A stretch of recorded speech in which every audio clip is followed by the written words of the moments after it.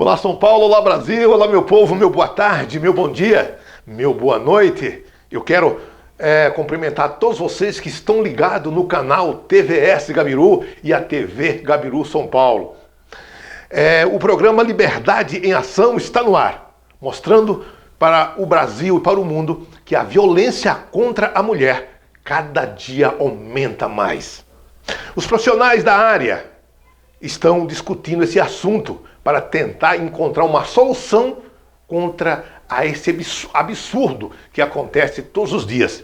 Que a cada 3 horas ou cada 3 minutos uma mulher é ofendida, é agredida no Brasil.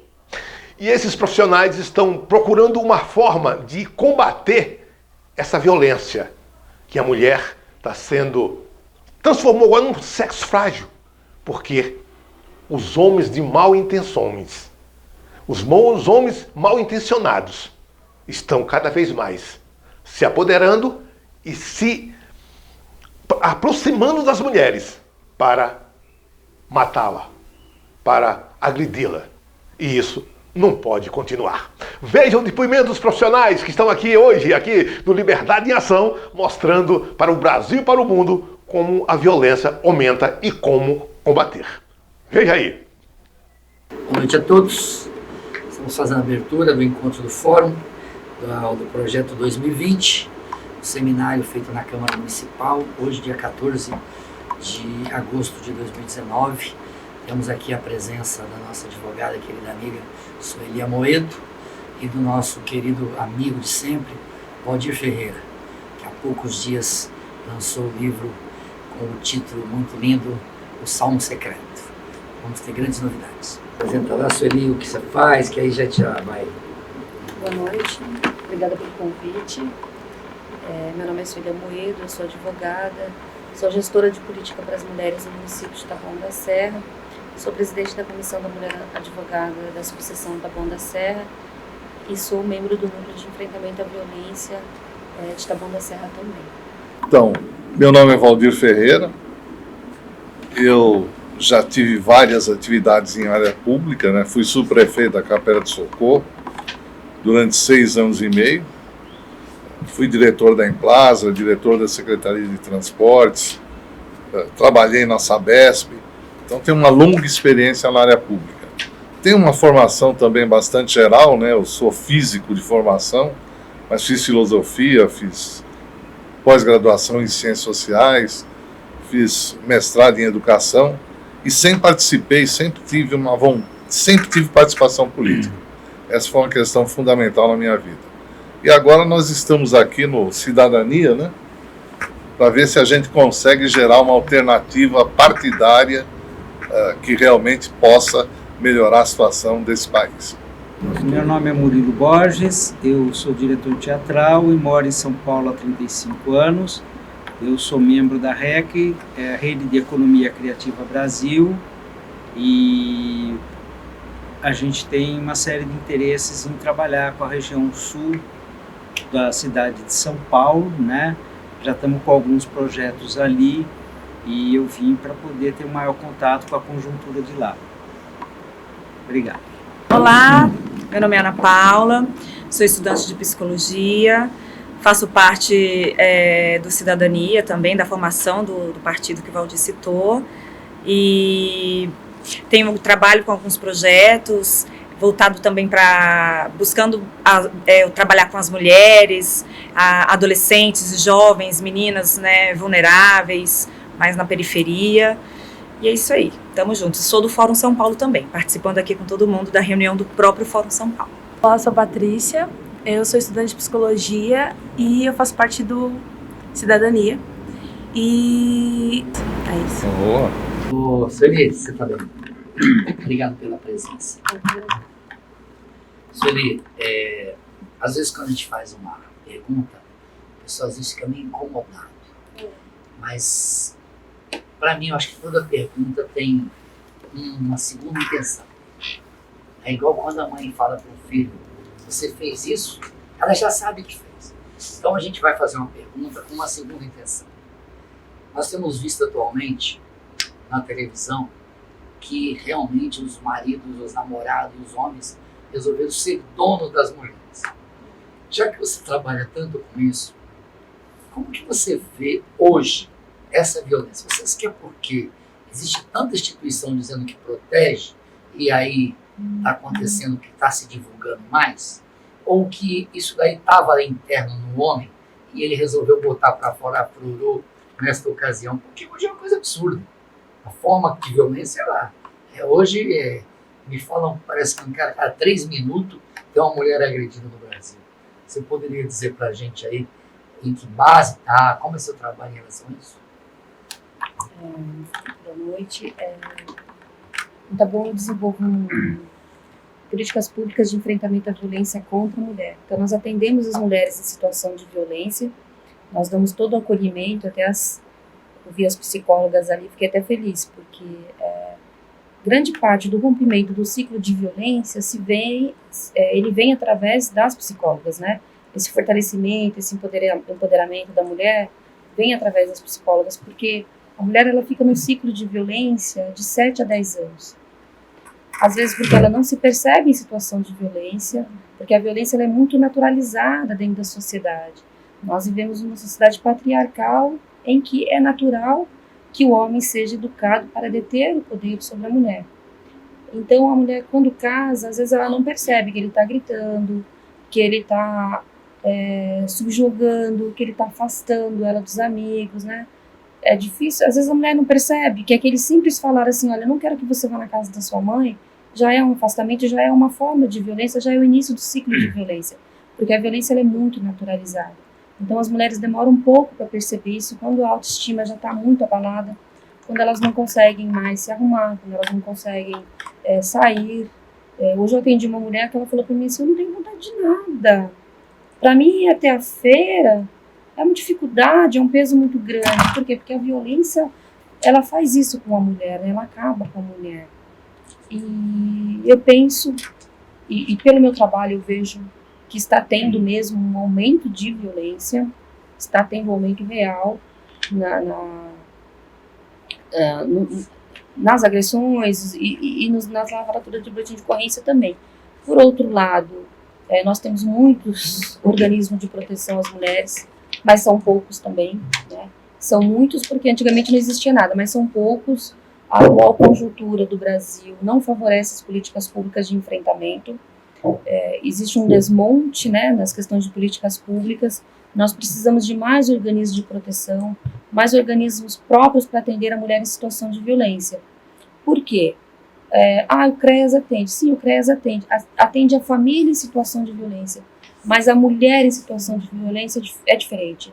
É aquela escuta especializada, é aquele atendimento da assistente social, para saber para onde que vai direcionar essa mulher, se ela precisa de uma vaga de emprego, se ela precisa de uma capacitação, se o filho está precisando de creche, né? Um atendimento jurídico específico, para ver se não está havendo desvio do patrimônio, que acontece muito, alguns homens desviam o patrimônio no momento de separação, para verificar se um contrato está sendo bem redigido.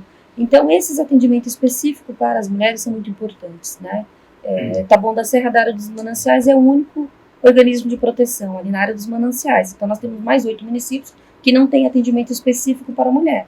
Tem no CREAS, tem no CRAS, o que deve ser utilizado também. Em locais que não há organismos específicos, o CREAS, o CRAS, são portas de entrada, né? E a gente precisa muito trabalhar a questão de políticas públicas também para a gente capacitar e sensibilizar os agentes das delegacias, os escrivãos, né, o delegado. Então a gente precisa muito falar de violência. Infelizmente, no último mapa da violência houve uma diminuição da morte de mulheres brancas, mas em contrapartida houve um aumento considerável de quase em torno de 50% na morte de mulheres negras, né? Então a gente também precisa fazer políticas públicas com esse recorte racial, porque a mulher preta ela sofre mais violência, a mulher preta é que morre mais. Então a gente precisa repensar a nossa forma de viver em sociedade. Algumas palavras são altamente sexistas, machistas, né, e direcionam sempre a mulher para um ciclo de violência. Então eu acho que é muito importante trabalharmos políticas públicas de enfrentamento à violência contra a mulher. uma das coisas interessantes, a gente viu que você explanou aí sobre a mulher, ela, até uma simples frase, não vá na tua mãe hoje, ou não vamos na tua mãe hoje. Poderia ser, né? Que ele usa isso daí. Eu sei porque eu passei por isso. Eu não tinha esse problema com a minha mulher, mas uma vez ela falou assim, hoje eu ouvi uma frase de alguém que eu queria ouvir de você. Aí eu falei, mesmo, qual é? Nós. Mas nós o quê? Né? Então, assim, às vezes o nós inclui aquela questão de você falar para sua esposa, nosso filho está fazendo isso. Você divide a responsabilidade. Sim. Mas quando você diz assim, O o seu filho, aí já é uma já forma. botou responsabilidade Já é uma para a forma. mulher e exclui, né? É. O do homem, né? A responsabilidade do homem. Nós temos em São Paulo muitas escolas particulares, né? O poder aquisitivo aqui realmente é diferenciado. Então as pessoas colocam muitos filhos nas escolas particulares. O que eu queria te perguntar é uma coisa bem objetiva. Nós temos na Assembleia Legislativa de São Paulo um PL andando sobre uma campanha chamando Quebrando o Silêncio. Vai ser o 4º sábado do mês, vai se falar disso daí. Só que o que acontece? A deputada que está colocando isso, e eu vou até de uma forma simples dizer, vai ser discutido isso no sábado. Então, assim, fica uma coisa muito vaga, porque aí o outro cristão que é católico, ele vai à igreja no domingo. Então, você não acha que essa forma de colocar um dia, que ela coloca lá como um dia da campanha para incentivar as atividades educativas. Por quê? Para despertar as pessoas com os problemas de violência doméstica. Aí ela inclui a mulher, as crianças e o idoso. Na realidade, ela exclui, porque isso é uma coisa que a gente brinca muito. Não tem a Lei Maria do Penha. Então, assim, mas a coitada Maria da Penha, né? Uma mulher que sofreu tudo que ela passou. Mas eu digo assim, você não acha que essa lei ela deveria ter um intuito assim, de expandir um pouco mais isso daí? Eu acho que toda e qualquer lei, ela tem que ser inclusiva, né? Não exclusiva. Você não pode trabalhar a exclusão. É a mesma coisa que você fazer uma lei e falar assim, as mulheres brancas estão protegidas. E aí a gente esquece da indígena, a gente esquece da negra. Então a lei ela tem que ser para todos. Inclusive, se essa lei for aprovada dessa forma, é inconstitucional. Né? A Sueli trouxesse um pouco para a gente sobre a violência psicológica, né? Porque a gente fala muito dessa questão da violência doméstica e aí acho que muitas vezes as pessoas entendem, ou nós entendemos como agressão física apenas, né? Mas nós sabemos que existe, como por exemplo você citou há pouco, que às vezes a mulher não percebe, ela fala que ela não está, que ela está tudo bem, que ela não sofreu violência, né? Mas ela não percebe o quanto ela está sendo violentada psicologicamente, né? Sofre essa agressão que, na verdade, é onde tudo começa e é onde também eu acredito que começa a destruir muito a autoestima da mulher, né? Ela se sente realmente assim, um nada, justamente, mas sem entender, sem ter essa conscientização de que, na verdade, ela está sendo, sim, violentada, né? Nos meus atendimentos aqui, eu pensei que o formato ia ser outro, eu montei um slide. Nos meus atendimentos, 70% da violência que eu atendo é a psicológica, tá? É a psicológica. Boletim de ocorrência, quantos boletins de ocorrência eu vi durante esses 8 anos de violência psicológica? Nenhum. Primeiro que você não consegue fazer boletim de ocorrência, ninguém faz boletim de ocorrência de violência psicológica, e é o que mais prende a mulher dentro do ciclo de violência, né? A violência psicológica deixa a mulher presa para sempre. Causa depressão, cabe todos os outros. Tudo, depressão, tentativa de suicídio, tudo, né? Os filhos reproduzem, geralmente, quando a mãe é muito depressiva, os filhos vão reproduzir também aqueles sintomas depressivos. Então, e há uma identificação também. Mesmo nos organismos de saúde, há uma subnotificação. Porque as pessoas não conseguem reconhecer o estrago que a violência psicológica causa numa mulher. Em qualquer pessoa. Né? As pessoas entendem que a violência psicológica é frescura, né? Por que você não faz as coisas? Por que você não luta? Mas... Por que não denunciou? Porque não... A denúncia vem de outros fatores também, do julgamento, né? A sociedade julga demais a mulher que sofre violência. A questão financeira, o empoderamento financeiro que a mulher não tem, porque a mulher ela entra dentro do ciclo de violência de 35 a 45 anos. É o momento que os filhos estão pequenos, em que ela precisa muito financeiramente do homem. E é neste momento que a violência psicológica se faz mais forte. Você é sustentada por mim, psicológica, né? Você é vadia, a comida é ruim, o arroz é ruim, a roupa tá mal passada. O cara olhou, você gostou. Você entendeu? Então, essa pressão psicológica, e aí ela tem a dependência financeira e ela tem a questão de eu não conseguir também. Eu não vou conseguir mesmo, ele tem razão. Eu ouço isso diariamente. Né? Vou fracassar mesmo. Vou fracassar, eu não consigo cuidar dos meus filhos, eu não consigo organizar a minha agenda. Então, eu acho que assim, nós precisamos pensar muito na questão das políticas públicas ligadas às mulheres e à psicologia. Ter na delegacia, tem que ter na delegacia 24 horas, uma assistente social, uma psicóloga. É muito importante, porque ela não sofre violência, mas ela está dentro de uma dependência emocional e ela precisa fazer esse desligamento também para ela romper o ciclo de violência. Eu atendi uma senhora que ela viveu com um senhor durante 60 anos. E aí, no finalzinho, ele casou. Aí eu falei pra ela, falei, nossa, no finalzinho ele faleceu. Aí eu perguntei pra ela assim, como é que a senhora tá? Eu tô feliz da vida, porque ele morreu. Infelizmente. Eu queria agregar uma questão nisso. A gente sempre fala de PL, sempre fala da questão institucional e não fala do papel que a educação poderia ter nesse processo. Essencial. Então, a educação básica, o ensino fundamental deveriam abordar esses temas Com certeza. de tal maneira que as pessoas interiorizassem essa questão. Mas quando a gente fala... Deixa eu até complementar a pergunta dele. Eu estive aqui na casa, algum tempo atrás, numa audiência pública sobre o orçamento. Eu tinha pedido para um amigo meu deixar 2 milhões na assistência social para que a assistência social tivesse um avanço a mais dentro das escolas. Porque dias antes nós tivemos uma reunião no MP buscando a educação do futuro. E lá eu estava discutindo a lei do autismo, que o governador acabou depois sancionando em 2016. E uma das discussões que tinha lá, Valdir, é muito interessante, é que ao eu falar para a secretária sobre deixar uma verba para assistente social, ela perguntou, mas aí eu vou ter que contratar mais assistente. Eu falei, não, você não entendeu.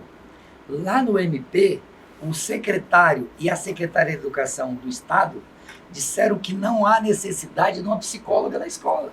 E o Valdir acabou de dizer exatamente o que você falou, que seria de extrema importância ter numa delegacia. Se tivesse na escola, você poderia até não ter essa segunda necessidade, né? Isso é uma questão curricular. Sim, coloca lá, porque é uma realidade do mundo atual. Então, por exemplo, vamos supor, se eu for falar de violência contra a mulher nas escolas, e se a pessoa perguntar para mim, você vai falar do quê? Eu falo de violência de gênero. Ah, não, de gênero não dá para falar. Eu falo, então eu vou falar de violência doméstica. Pode ser? Pode. Você entendeu? É a mesma coisa, eu vou falar da mesma coisa. Sim, mas as pessoas têm muito preconceito e elas não conhecem, né? Elas não conhecem o que é violência de gênero e o que estabelece. Quando você vai falar de educação dentro das escolas, as pessoas elas já falam, não, pro meu filho não. Eu ouvi da boca de um juiz. Pro meu filho ninguém ensina nada. Só um detalhe, não deixa. A delegacia da mulher, ela tem suporte suficiente para atender essa demanda? Não. Mas é a melhor alternativa ainda para a mulher. Né? O que as delegacias da mulher precisam? Precisa capacitação e sensibilização dos agentes, porque não tem. Dentro da temática da mulher, dentro do viés de gênero, dentro do recorte racial, né? Eles precisam dessa capacitação. Até porque eles estigmatizam, né? Se muita mulher chega lá, a mulher já é culpada. Eles não têm essa sensibilidade, né? Do tipo, a mulher chega, apanhou, fala assim, apanhou, mas olha aí. O que ela fez?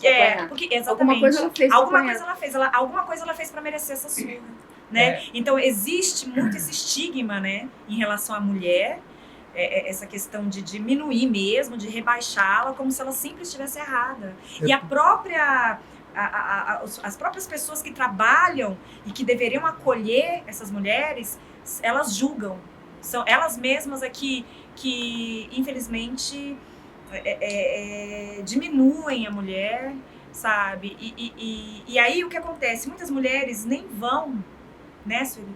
Porque elas sabem que quando elas chegarem lá, elas não terão o acolhimento que elas precisam, porque elas precisam de um abraço, né? Elas precisam ser abraçadas, acolhidas e não julgadas, porque isso elas já são, isso já acontece dentro da casa delas todos os dias, né? Então elas, quando elas vão atrás, é um pedido de socorro, né? Então, por isso que a questão fundamental é cultural e educacional. É a única forma de você incorporar isso na sociedade e atingir os diversos agentes. Agentes públicos, agentes particulares, agentes privados. Não, mas Não tem outra forma de romper a violência. Não também tem uma parte porque esse agente que está lá, que é o agente público, que foi colocado na delegacia da mulher para auxiliá-la, a gente também tem um problema, principalmente em algumas regiões, porque ele faz parte dessa cultura. Isso já vem de lá de trás. Ele é um ser comum, né? Ele faz parte dessa cultura. Ele é um ser comum. Então ele muitas vezes ele não sabe, numa situação tão crítica como essa, ele não sabe também como agir. Ele precisa ser reinstruído. A gente precisa de uma outra polícia. De repente eu estava lembrando aqui, né? Essa última crise nos Estados Unidos, depois que o Barack Obama saiu, e a coisa ficou meio feia lá, nesse período entre Barack Obama e virar coisa. Estava lembrando de uma reportagem que foi feita lá, o que estava acontecendo, porque também essas questões de violência doméstica começaram a subir. E aí o entrevistado ele falou, olha, realmente é um problema, porque 50% da população masculina norte-americana não aceita que a mulher trabalhe fora. Ele é o único provedor. Ele ainda está num processo muito antiquado. De desconstrução, que é né? aquela classe média padrão. Os outros que estão um pouco para cima ou estão para baixo, os outros que estão para cima subiram um degrau. Os que estão para baixo não têm opção, a mulher tem que trabalhar fora mesmo. Então, o que acontece? Quando entra essas crises, o cara começa a perder emprego ou a remuneração cai, ele começa a ficar nervoso, porque da onde vai ser o dinheiro das contas? E como ele só age dessa maneira, ele não consegue, ele também mudar, ele continua não deixando a esposa trabalhar fora. Provedor que não provê. Porque senão ela vai falar assim, não, mas o dinheiro também é meu. E isso ele surta, né? Isso é verdade. Eu já vi isso acontecer, olha, quanto que eu já vi isso? Mas a gente não pode colocar a culpa da violência que a mulher sofre na questão do empoderamento dela, né? Não, sim. Né? Porque a violência ela acontece. Trabalho desse lado. A violência acontece porque o homem é machista, né? Porque ele não conseguiu desconstruir essa questão da masculinidade dele, do provedor, né? E a gente tem que trabalhar essa desconstrução dos homens. Falar cada vez mais com os homens.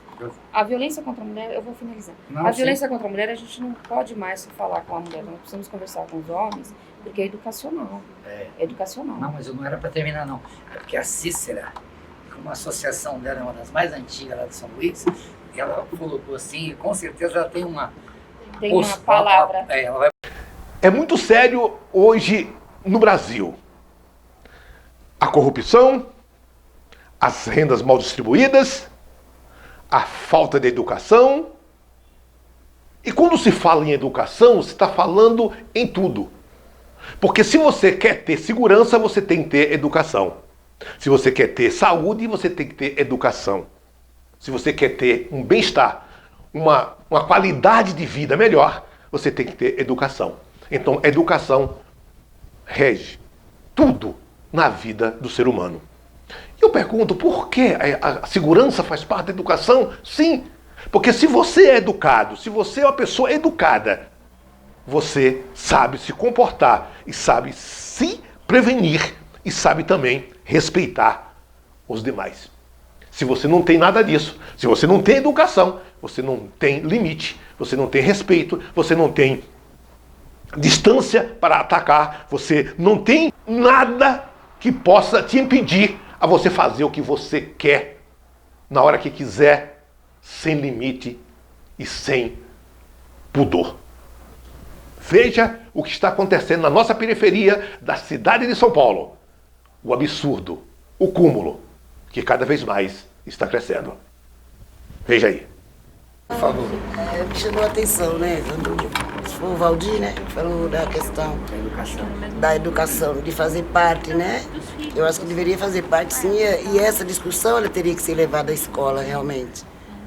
Aí me fez me lembrar de um fato ontem. Né? Na periferia a gente costuma sair na rua, sentar na calçada. E aí as menininhas vêm também bater papo com nós que somos mais velhos. E aí me fez lembrar um fato. A menina ela tem 18 anos, casou com um rapaz de 33, tem só 6 meses, né, de casado.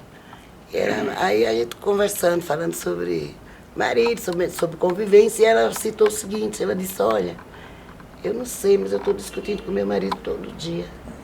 Eu falei, mas só 6 meses. Pois é, eu falei, quanto tempo você namorou? 2 anos, mas ele não era assim. Eu falei, mas por que a discussão? Ela disse que agora ele me chama pro rolê, né? O vocabulário, né? Me chama pro rolê, só que quando chega lá, ele começa a brigar comigo, a me xingar na frente dos outros. E aí a gente vem embora e a discussão continua em casa. Aí ela disse, só que eu andei conversando com as esposas dos amigos dele, que são mais velhas do que eu, a menina de 18 anos falando. E ela falou que é porque ele sente ciúmes, porque eu sou bonita. Entendeu? Aí aquilo me chamou a atenção, né? Eu não falei nada, não aconselhei. Mas aí hoje, citando o fato que teria que fazer parte do currículo, né? Dentro da educacional, e isso me fez lembrar que realmente é necessário, se faz necessário. Importantíssimo. Não é? Né? Teria que ter mesmo dentro das instituições que lutam, né? Em prol de politizar melhor a mulher na questão dos seus direitos, eu acho que um dos itens deveria ser esse, viu, Carlos? Mas eu tenho muito que falar. Mas eu vou ajudar esse sendo uma coisa muito... A mulher não é propriedade. Não é. Mas você viu o que ela falou? Não, mas eu conversei, né? Eu conversei com as pessoas mais velhas que eu, e ela falou, é porque eu sou nova, sou bonita. Então ela entende, ela tá sentindo que está fazendo mal para ela, mas na cabeça dela é normal. Ela ainda não se conscientizou. Não, entendeu? mas quando ela vai ser um pouco Só tarde. isso que eu queria saber. Olha, quando eu falei, Cícera, de não que a resposta é porque ela está falando de um bairro, que nós temos uma delegacia que tirou-se os plantões, não tem mais plantão. Se uma mulher for agredida lá, ela tem que ir lá no Campo Limpo, ou tem que ir lá na Embi Boimirim, na Cidade Dutra. São coisas absurdas. E eu fui num encontro com o delegado de lá, que ele vai ser um grande parceiro no dia que a gente for marcar para ver esse PL, levar ele. Porque a gente estava falando isso. Ele me disse o seguinte, esse delegado, eu até coloquei aqui, sabe o que acontece? Não pegou ninguém preparado para a delegacia da mulher. Eles pegaram os agentes deles e levaram. Inauguraram o 11º Delegacia da Mulher, aí você vai até estranhar, eu não sou tão velho, eu vou fazer 60 anos dia 2, mas assim, pela minha idade, eu trabalho desde os 7 anos, eu comecei a fazer minha casa aos 15, então assim, eu sempre tive uma vida muito adulta, e esse delegado, ele falou, Carlos, tiraram nossos agentes, descaracterizaram todo esse ponto de vista dela, porque eles pegam meus policiais, que não têm experiência, capacitação nenhuma, e levam para lá. O que o Valdir fala, se você estiver lá na educação, o policial vai. Ou a sensibilização e capacitação também, né? Também, a sensibilização. Nós estivemos no Barro Branco, que a gente ganhou o prêmio Tobias de Aguiar. E lá eu vi uma coisa impressionante. O que acontece? As aulas de direitos humanos, dentro da própria academia da Polícia Militar, ela só é dada 12%. Então como é que um policial, seja ele homem ou mulher na academia, vai ser um oficial depois, sem o conhecimento que é o mínimo seria ter aulas de direitos humanos, né? Porque, pessoal, essa frase que direitos humanos é só para bandido, isso é uma coisa tão absurda, né? É coisa de louco. Mas vem do desconhecimento, né? É desconhecimento, mas é o que a gente está falando. É garantia de direitos para todo mundo, né? Sim, então assim... É universal. Se universal. vem, isso vai dentro da escola, é isso que a doutora falou. Você vai dar a formação não só para as meninas, mas para os meninos também. É, porque você falou, você viu quando ela falou da lei que a gente está falando? Vai ter que desmistificar, vai ter que... Claro, é para todo mundo. Construir, né, a cultura. Posso fazer uma complementação no seu Sim, raciocínio? a gente tá aqui, não. No seu raciocínio? Por que a lei do feminicídio ela veio? Ela veio exatamente para caracterizar a violência que a mulher sofre e diagnosticar como uma questão de ódio à mulher, né? Então, assim, ele sente ciúmes. Não, ele se sente dono, é posse, né? Então, nós temos que começar a adjetivar de forma correta, porque senão a gente continua legitimando essas falas e a violência contra a mulher vai continuar existindo. Por exemplo, matou por amor. Não, ninguém mata por amor. Se você mata... Por posse. É por posse, é por ódio. Então, nós temos que começar a cobrar. Fez boletim de ocorrência. Homicídio qualificado, não, feminicídio. Nós temos que cobrar isso. Porque quando você também tipifica de forma correta, você consegue levantar dados para você começar a fazer políticas públicas de enfrentamento à violência contra a mulher. A Lei Maria da Penha é recente, tem 13 anos, né? 13 anos, então assim, todo e qualquer dado que nós temos ainda não são legítimos, né? Nós vamos ter esses dados legítimos mais para frente. Aumentou, diminuiu, morreu mais. Nos atendimentos que eu faço, eu percebo que houve mesmo um aumento de violência, e toda e qualquer forma de violência contra a mulher. Então, por exemplo, eu já atendi bebê de 40 dias, vítimas de abuso, que a irmã deixou com o irmão, quando voltou, o bebê estava todo ejaculado. E a gente não pode jogar uma culpa. Ontem eu atendi uma senhora de 60 anos que foi estuprada. Né? 60 anos. Hoje ela não conseguia sentar. Ela falou para mim: ai, doutora, a senhora fala comigo, eu fico de pé e eu também não estou conseguindo segurar as fezes. É uma maldade, uma crueldade tão grande. E ela falou para mim assim, e ela ficou um pouco fora a parte psicológica dela ficou muito abalada. Aí ela falou para mim assim: não, doutora, ele falava para mim que ele estava apaixonado por mim. Você viu que a violência é muito ligada com o amor, e a gente legitima esses atos, e a gente tem que acabar com isso, né? Violência é violência, Dando esse né? exemplo aí me chamou a atenção. Violência não tem outro nome. Não Não tem outro nome. Violência é violência, agressão é agressão, violência psicológica é violência psicológica, estupro marital é estupro marital, né? Violência patrimonial é violência patrimonial. Ah, não, eu trabalho, eu tenho que dar meu dinheiro para ele. Não, não tem que dar. Você tem que dividir as despesas, né? Não pode dar tudo. Então a gente tem que começar a repensar. Lógico, as despesas elas têm que ser divididas, está dentro de casa, mas não todo, né? Tem mulher que fica sem dinheiro até para o absorvente. Então nós temos que começar a repensar algumas coisas. Eu entrei, Cícero, é que a gente começou assim, porque tem um PL rodando aí, que o Valdir defendeu a questão da educação, e pela educação eu faço qualquer negócio, afinal a minha educadora morre, minha sogra se aposentou aos 70 no estado como professora, ela era professora de matemática e de ciências, ela fez plena, então assim, e aos 70 anos, por quê? Porque a família não deixava estudar, a mulher era preparada, fez todo aqueles cursinhos de cozinhar, costurar, tudo isso ela fez. Meu sogro hoje com 86 está lá inteirão, vivão, e a minha sogra morreu aos 81. Isso é uma das coisas engraçadas. Por outro lado, eu tenho minha mãe com 90 anos. Mas quando a gente fala sobre essas questões de lei, e a gente citou o exemplo da doutora Zilda, eu achei legal quando você levou esse lado psicológico, porque o psicológico é que leva ao suicídio. Que é o suicídio. Então, assim, quando eu vi essa matéria da Quebrando o Silêncio na ocasião, que estava assim: eu não quero morrer, quem pensa em suicídio precisa de ajuda para enxergar uma solução. Como que uma pessoa que está querendo se matar chega numa delegacia e não é atendida? Aí é que ela se suicida mesmo. Nós vamos falar com o nosso querido e nobre amigo Valdir Ferreira. Ele já se apresentou e queria agradecer vocês aqui. Hoje o tema está indo para um lado que era até, eu diria que era inesperado. Ele está ganhando um foco e um direcionamento que eu acho que todos aqui vão ser beneficiados pelo resultado desse encontro.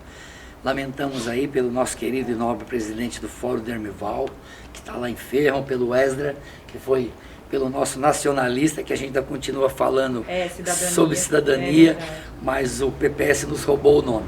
Mas o nosso nacionalista, porque nós somos nacionalistas brasileiros, mas nós temos um compromisso com a nossa nação, principalmente com o tema que a gente vai discutir aqui, que a gente acabou de falar, sobre a lei da violência, do abuso contra a criança, o idoso e contra os homens.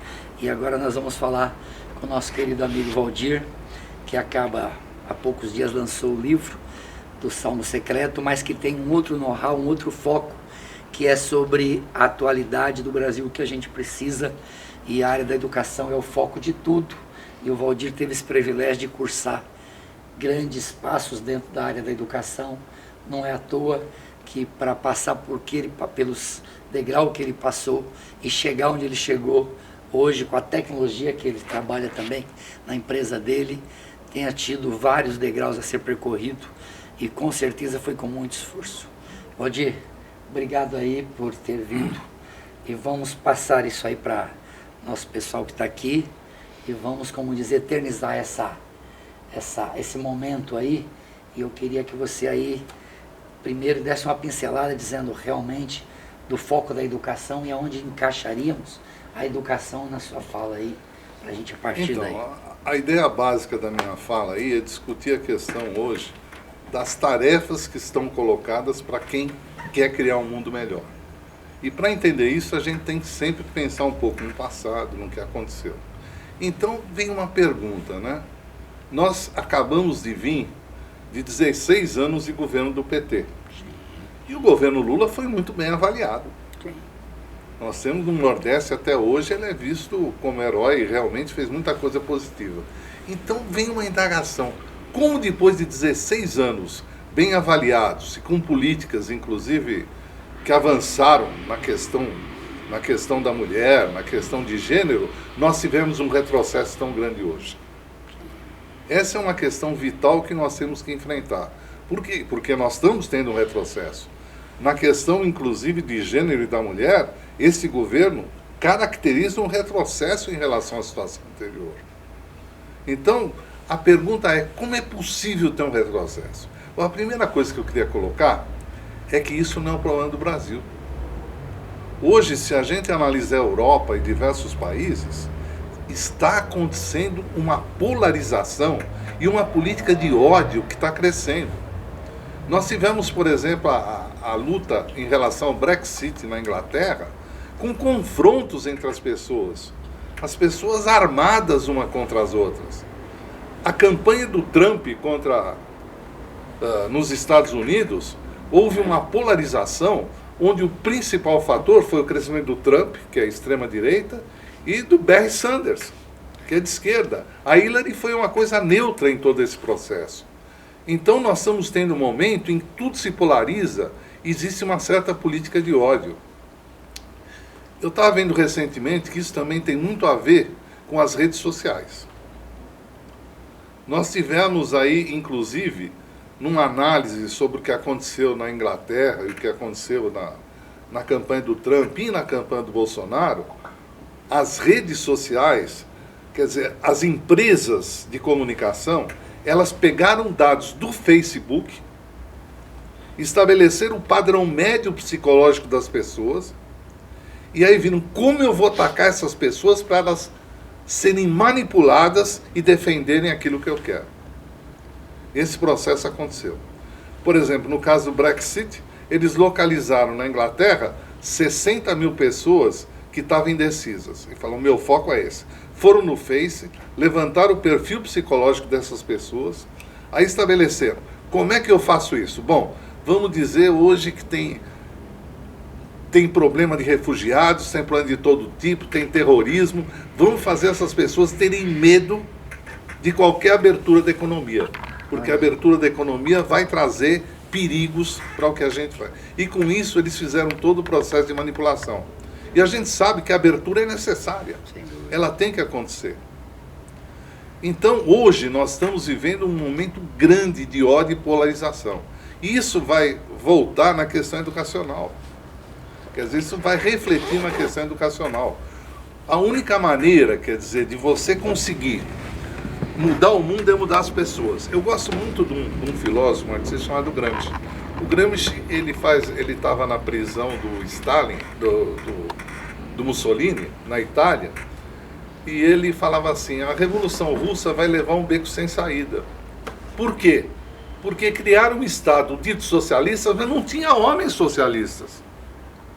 Não existiam pessoas preocupadas em ser solidárias com as outras.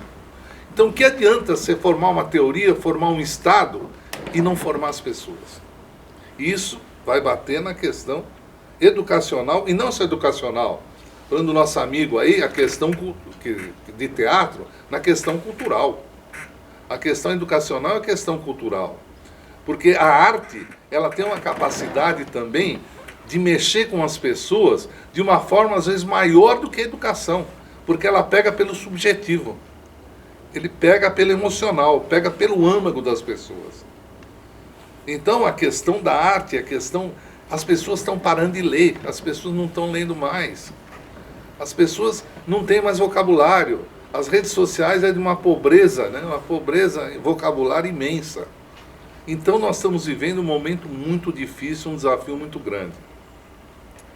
E realmente o que nós temos, essa discussão que estava sendo colocada, as famílias acham que quem tem que educar para gênero, para tudo, são elas. Mas elas estão viciadas com todo o processo que aconteceu. Às vezes, num processo educacional bem pensado e planejado, você tem condições de enfrentar questões que estão arraigadas na sociedade, que são negativas. Mas para isso você precisa vencer essa resistência. E vencer essa resistência é um processo cultural, educacional de longo prazo.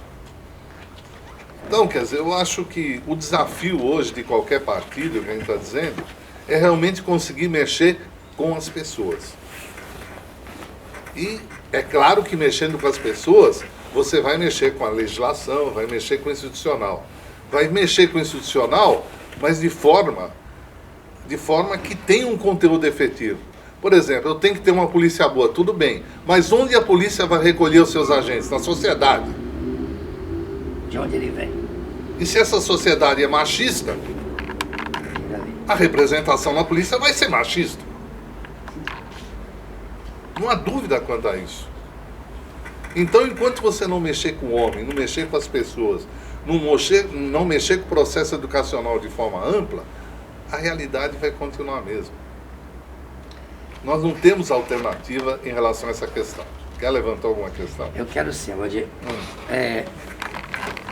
Como nós somos aí das mesmas, quase que aproximadas das mesmas décadas.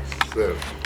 Eu um pouco mais que você. Sim, mas as pessoas dizem assim que a era da industrialização, a primeira demorou 30, a segunda só demorou 15, a outra levou 5 anos. Sim.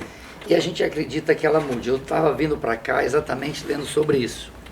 Que hoje, quando você planeja alguma coisa na área da educação, não dá para você planejar com menos de 5 anos. Isso é impossível.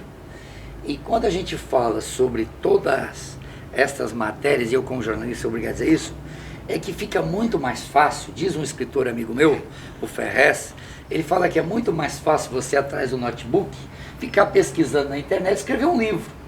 É muito mais fácil do que você ir lá, falar com a doutora, falar com a Cícera, falar com o Gabiru, falar com a Ana Paula.